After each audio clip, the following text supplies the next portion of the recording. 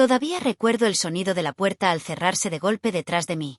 El viento frío me azotó la cara mientras me quedaba ahí, descalza en el porche, abrazando mi cardigan contra el pecho como si pudiera protegerme de las palabras que acababan de atravesar mi corazón.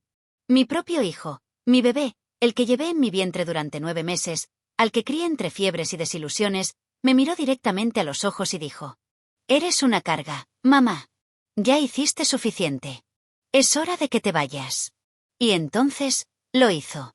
Me echó de mi propia casa. La casa que ayudé a pagar. La casa que ayudé a construir con las manos de mi difunto esposo. Y no solo me echó con palabras. Llenó una bolsa de basura con mi ropa, la metió en mis brazos y cerró esa pesada puerta de roble como si yo fuera una extraña. Lo que él no sabía, lo que nunca podría imaginar, era que me estaba yendo con algo que valía 1.7 millones de dólares. Algo de lo que él nunca vería ni un solo centavo. Pero antes de contarte cómo llegué a tener esa fortuna, debes entender cómo llegamos hasta aquí. Porque esto no se trata solo de dinero. Se trata de amor. De traición. De todo lo que una madre sacrifica. Y todo lo que nunca espera perder. Me llamo Dorothy Ellen Grace. Tengo 84 años, con el cabello rubio plateado, rodillas que crujen y un corazón que aún está sanando. Soy una directora de escuela jubilada de un tranquilo pueblito en Vermont. Pasé casi 50 años trabajando con niños, enseñándoles a leer, a creer, a ser amables. Solo tuve un hijo propio. Mi hijo, Michael. Era todo mi mundo. Y quizás por eso no vi en quién se estaba convirtiendo. Verás, después de que mi esposo falleció, el dulce William, que en paz descanse, me mudé con Michael. Él insistió. «No te preocupes por nada, mamá», dijo. «Siempre tendrás un hogar con nosotros». Al principio, se sintió como una bendición. Ayudaba en la casa, cuidaba el jardín, incluso enseñé a mi nieto a hornear cuadrados de limón. A la esposa de Michael, Tracy, no le agradaba mucho, pero traté de no tomarlo como algo personal. Pensé que mejoraría. No lo hizo. Empezó con cosas pequeñas. Susurros tras puertas cerradas. Ojalá nos diera un poco de espacio. Siempre está por aquí. ¿Tenemos que incluirla? Luego vinieron los suspiros. Las miradas al cielo. Las conversaciones que se detenían cuando entraba en la habitación. Tracy le decía a la gente que dejaba migas en la cocina. Michael me regañaba como a una niña por usar el baño de visitas cuando el suyo estaba ocupado. Una mañana, abrí la nevera y encontré que todos mis recipientes etiquetados, mis sopas, mis mermeladas, mis medicamentos, habían desaparecido. Cuando pregunté, Tracy se encogió de hombros. Necesitábamos espacio. «Esta no es tu cocina, Dorothy». Y Michael no dijo ni una palabra. Me sentía encogida en esa casa. Comencé a pasar más tiempo afuera, cuidando el rosal junto al buzón, hablando con los pájaros como una vieja tonta. Pero nada, me preparó para lo que pasó el día que me echó. Esa mañana había horneado muffins de arándanos, los favoritos de Michael. Incluso dejé una notita sobre la encimera. «Hechos con amor». Como en los viejos tiempos. Esperé toda la mañana a que bajara. Cuando lo hizo, tomó un muffin, dio un bocado y luego miró a Tracy. «No puedo seguir con esto», murmuró. Luego, más fuerte. «Mamá, tenemos que hablar». No se sentó. No sonrió. Ni siquiera me miró a los ojos por mucho tiempo. Solo lo dijo. «Te estás convirtiendo en una carga. Queremos recuperar nuestra vida. Creo que lo mejor es que te vayas». Estaba tan atónita que pensé que estaba bromeando. «Michael, ¿de qué estás hablando?» Pero Tracy ya estaba en el pasillo, sosteniendo una bolsa de basura negra llena de mis suéteres y pantuflas. «No hagas esto más difícil de lo que tiene que ser», dijo con frialdad. Michael añadió. «Estarás bien, mamá. Hay un hogar en el pueblo. Puedes pagarlo». Fue entonces cuando me di cuenta. No me estaban pidiendo que me fuera. Lo habían planeado. No grité. No supliqué. Solo salí. Pero mientras estaba ahí en el porche, empezando a lloviznar desde las nubes grises arriba, apreté algo en el bolsillo de mi abrigo. Era una vieja llave, atada con hilo rojo, y conectada a lo único que lo cambiaría todo. Porque años atrás, después de que William falleció, hice algo que Michael nunca supo. Algo que haría que se arrepintiera de haberme llamado una carga. Esa noche no dormí. Me quedé en el único motel del pueblo que tenía una habitación libre, la habitación 6 del Maple Hollow Inn, donde las paredes olían a naftalina y la lámpara parpadeaba si tocabas demasiado fuerte la mesita de noche. Me senté junto a la ventana, abrazando mi bolso, la bolsa negra que Trace había llenado para mí como si fuera una perra callejera a la que ya no querían alimentar. Pero lo que ellos no sabían era que yo llevaba años preparándome para esto. Verás, William, mi difunto esposo, era un hombre previsor. Era un hombre callado, carpintero de oficio, pero creía en la seguridad. En asegurarse de que todo estuviera en orden. Así que cuando se enfermó, realmente enfermo, con ese cáncer que le robó la sonrisa, me abrazó una noche y me dijo: Dorothy, no confío en Michael con el dinero. Es demasiado impulsivo. No quería creerle. No en ese momento. Pero William siempre veía cosas que yo no. Así que, antes de morir, movimos algo de dinero. Mucho dinero. Exactamente 1.7 millones de dólares. Era el seguro de vida, los ahorros de la casa que vendimos en Boston y algunas inversiones inteligentes que William hizo con la ayuda de un amigo banquero.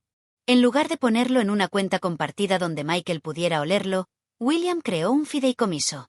A mi nombre. En un banco de otro estado. Nunca hablamos de eso después. Viví de manera sencilla. No necesitaba mucho. Un jardín, mi tejido, y los recuerdos de William eran suficientes. Pero esa llave en el bolsillo de mi abrigo, la que estaba envuelta con hilo rojo, era de la caja de seguridad que contenía los documentos. Mis salvavidas.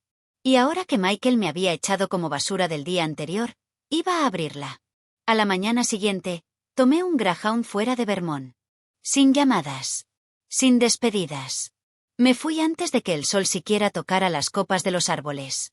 El viaje a Connecticut fue largo, con baches y lleno de demasiados pensamientos. ¿Fui una mala madre? ¿Lo asfixié de alguna manera? ¿O simplemente era así como se había vuelto? Un hombre que valoraba el espacio y el silencio más que a la mujer que le dio todo. Miré por la ventana las colinas, los centros comerciales y las gasolineras que pasaban, pensando en el niño al que solía cantarle nanas. El que solía llamarme mamita osa. ¿Dónde se había ido? Cuando llegué al banco, la cajera era una chica de voz suave llamada Ashley que sonrió sin juzgarme. El gerente me llevó personalmente a la bóveda, como si yo fuera realeza. Mis manos temblaban mientras insertaba la llave. La caja se deslizó hacia afuera, metálica y fría. Dentro, había papeles. Montones de ellos. Cuidadosamente etiquetados. El fideicomiso. La cuenta. El portafolio de inversiones. Y encima de todo, una carta escrita a mano. De William. Dorothy, si estás leyendo esto, algo ha pasado. Y si Michael está involucrado, lo siento. Espero que él cambie. Que vea tu valor. Pero si no lo hace, este dinero es para que empieces de nuevo. Vive. No solo sobrevivas. Encuentra paz. Y recuerda que te amo por siempre. Tuyo, siempre. William. Lloré en esa bóveda. No por el dinero. Sino porque, por primera vez desde que él murió, me sentí vista otra vez. Revisé el saldo más tarde ese día.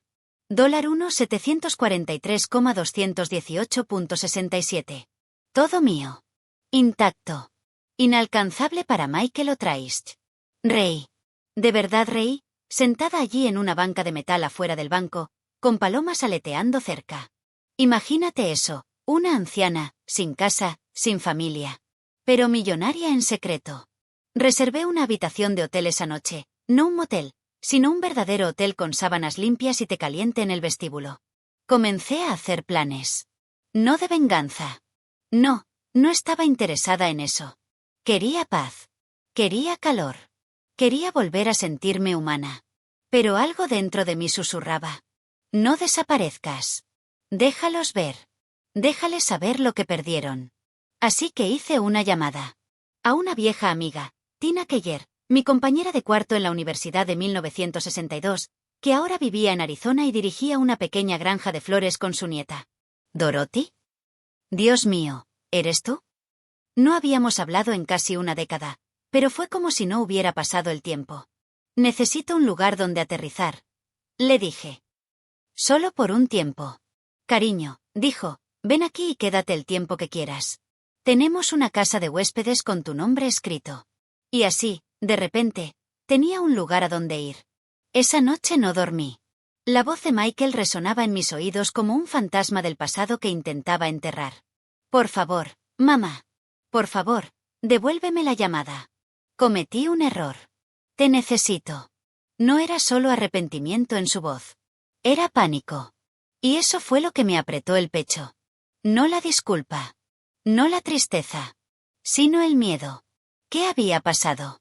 No le devolví la llamada de inmediato. En cambio, me senté en el porche de la granja de flores de Tina bajo un cielo lleno de estrellas, sorbiendo té de manzanilla y tratando de entenderlo todo. Este lugar, este pequeño oasis silencioso, era un paraíso comparado con el silencio helado que había vivido en Vermont. La nieta de Tina me trajo tarta de manzana recién horneada. La brisa olía a lavanda y tierra húmeda. Había empezado a sonreír otra vez. Dormía toda la noche. Y justo cuando empezaba a creer que estaba a salvo, volvió a llamar. 4 veces. Apagué el teléfono. A la mañana siguiente, decidí revisar algo. Ingresé a la aplicación de seguimiento de inversiones que el banquero de William me había ayudado a configurar, algo que nunca había necesitado usar antes. Solo quería mirar. Recordarme a mí misma que tenía opciones. Que tenía poder. Fue entonces cuando lo vi. Un intento de transacción. $0 retirado. Pero alguien lo había intentado. Había intentado acceder a la cuenta. Falló. 3 veces. Mis ojos se abrieron de par en par. El sistema mostraba que el intento fallido había venido de Vermont. Dejé caer el teléfono. Todo encajó en mi mente como un trueno. Michael no solo estaba arrepentido. Se había enterado. De alguna manera, de algún modo, había descubierto el fideicomiso. Y ahora lo quería. No me quería a mí. Lo quería a eso. Salí a caminar por los campos de flores, tratando de calmar la tormenta dentro de mí. Tina me encontró a mitad del camino, con una regadera en mano y su habitual sombrero de paja ancho. ¿Estás bien, dulzura? Me preguntó. Asentí. Le mentí. Michael me llamó. Alzó las cejas. Bueno, dijo lentamente, siempre pensé que ese muchacho tuyo parecía problemático. Incluso cuando me enseñaste sus fotos de bebé. Le regalé una débil sonrisa. ¿Crees que estoy siendo injusta? Se apoyó en su bastón. No. Creo que está siendo honesta. Y a veces, eso es lo único que una madre puede ser. Esa noche, finalmente lo llamé de vuelta. Mi voz era firme. Fría. Serena. Michael, dije. ¿Por qué me estás llamando? Sollozaba al otro lado, como un niño atrapado con la mano en el tarro de galletas. Mamá, no sabía lo que estaba haciendo. Trace chilló. Hemos pasado por cosas. La casa, ni siquiera es nuestra ya. Estamos atrasados con todo. Estaba tan estresado. No quise decir lo que dije. Dijiste que era una carga. Dije sin rodeos. Me echaste como basura. Lo sé, susurró. Me odio por eso. El silencio se extendió entre nosotros. Entonces lo soltó. Encontré la carta. Mi corazón se detuvo. ¿Qué carta? Pregunté, aunque ya lo sabía. La de papá. En la caja del ático. Estaba, bajo unas cosas viejas. No estaba husmeando, lo juro. Mentiroso. ¿Y? Hice sobre el fideicomiso. El dinero.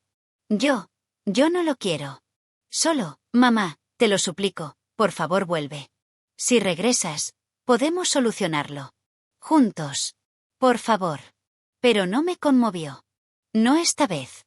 Michael, ¿sabías que yo solía saltarme el almuerzo para poder darte de comer? ¿Que trabajé turnos dobles para que pudieras seguir en tus clases de arte porque dijiste que querías ser pintor? Guardó silencio. ¿Sabías que tu padre murió preocupado de que venderías tu alma por $1? Jadeó. Continué.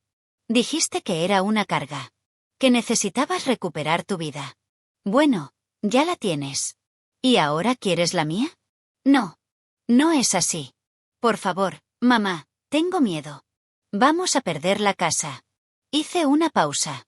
Y luego, con frialdad. Yo ya perdí mi hogar. Cuando cerraste esa puerta. Colgué. Y lloré. No porque lo odiara. Sino porque todavía lo amaba. Y eso era lo más cruel de todo. Pasaron 3 días. Luego, una mañana, Una SUV negra entró en la entrada de grava de la granja de flores. Tina y yo estábamos en el porche. Ella entrecerró los ojos. ¿Esperas visita? No. Un hombre bajó del auto con traje. No era Michael. Era un abogado. Se presentó con cortesía y luego me entregó un sobre. Dentro había una petición legal. Michael y Trace estaban intentando impugnar el fideicomiso. Alegaban inestabilidad mental, explotación, fraude. Estaban tratando de quedarse con mi dinero. Se me cortó la respiración. Miré al hombre, con las manos temblando. Dígale a Michael, dije, que está a punto de descubrir qué clase de mujer crió. La fecha del juicio era en 3 semanas. Llamamos al viejo abogado de William, el señor Thompson. Un caballero de cabello plateado que había conocido a nuestra familia durante años y ayudó a redactar el fideicomiso. Cuando le conté lo que pasaba, no dijo mucho al principio. Pero luego carraspeó y dijo: Dorothy, esto va a ser feo. Pero te prometo que no ganará. Apreté el teléfono con fuerza. No tengo miedo, dije. Y no lo tenía. Estaba enojada. La semana siguiente estuvo llena de preparación. Declaraciones. Documentación. Evaluaciones de salud mental. Tomé cada prueba que me impusieron. Exámenes cognitivos. Juegos de memoria. Entrevistas psiquiátricas. Las pasé todas con excelentes resultados. Resulta que tener 84 años no significa que seas tonta. Solo significa que personas como Michael olvidan que alguna vez fuiste lo bastante fuerte como para criar a un hombre que ahora quiere destruirte. El día del juicio, llevé mi mejor ropa de domingo. Un vestido azul marino. El reloj de mi difunto esposo en la muñeca. Y el cabello recogido en un moño suave, como lo usaba cuando era directora. Tina me acompañó. También el señor Thompson y su asistente, una joven aguda llamada Rebecca, que parecía capaz de cortar papel con una sola mirada. Entramos a esa sala como guerreras. Michael y Trace ya estaban allí. Trace llevaba perlas demasiado grandes para su cuello y un atuendo que gritaba desesperación disfrazada de elegancia. Michael apenas me miró. Entró el juez. Y así comenzó todo. Su abogado inició con una historia conmovedora. La señora Grace es una mujer anciana que ha sufrido un trauma emocional inmenso tras la muerte de su esposo. No tiene un hogar estable, ni rutina, ni cuidado médico constante. Nos preocupa que esté siendo manipulada o aprovechada por terceros. Apreté la mandíbula. Luego sacaron fotos. Fotos de mí en la granja de flores de Tina. Riendo. Sosteniendo una taza de té. Usando guantes de jardinería desparejados. Intentaron pintarme como inestable. Incapaz. Incluso presentaron una declaración de una vecina de Vermont que decía que deambulaba por las calles a horas extrañas. Fue entonces cuando me levanté. La sala se quedó en silencio. ¿Puedo hablar, su señoría? El juez asintió. Caminé lentamente hasta el estrado, mi bastón golpeando el suelo de madera como un tambor. Luego miré directamente a Michael. Puede que sea vieja, comencé, pero no estoy rota. Mi esposo y yo pasamos toda nuestra vida construyendo algo, no solo riqueza, sino valores. Honor. Trabajo duro. Lealtad. Me giré hacia el juez. Después de que mi esposo murió, me mudé con mi hijo. Ayudé a criar a su hijo. Cociné, limpié y los amé a ambos incondicionalmente. Mi voz temblaba, pero solo un poco. Y luego, un día, decidieron que estorbaba. No hablaron conmigo. No ofrecieron opciones. Empacaron mis cosas en una bolsa de basura y me echaron al frío. Trace jadeó. La ignoré. Este dinero, dije, alzando una copia del fideicomiso, nunca fue suyo. Fue el regalo de despedida de mi esposo para mí.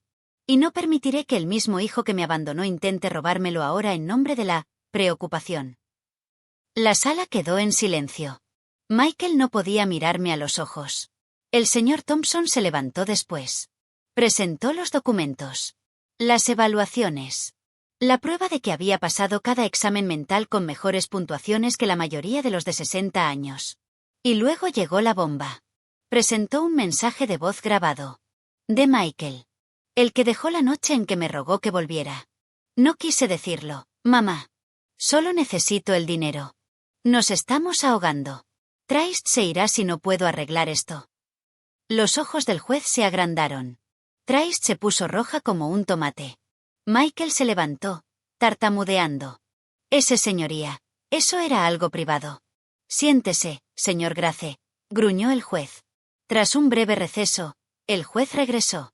Me miró directamente a mí y luego a Michael. Señora Grace, dijo, usted es competente. E independiente. Y ha demostrado una fuerza que debería ser admirada, no cuestionada.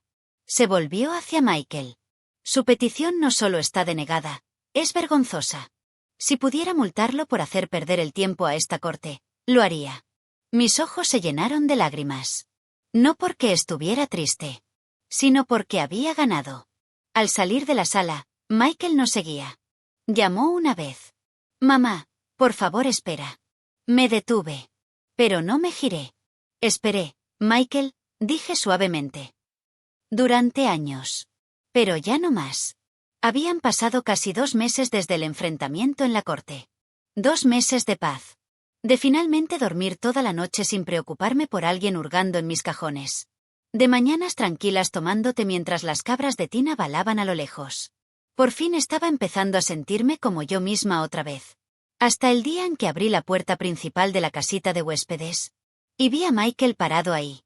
Sus hombros estaban encorvados. Su rostro demacrado. Su camisa tipo polo, que alguna vez fue impecable, ahora estaba arrugada y manchada. Y en su mano no llevaba más que una mochila. Mamá, susurró, con los ojos llenos de lágrimas.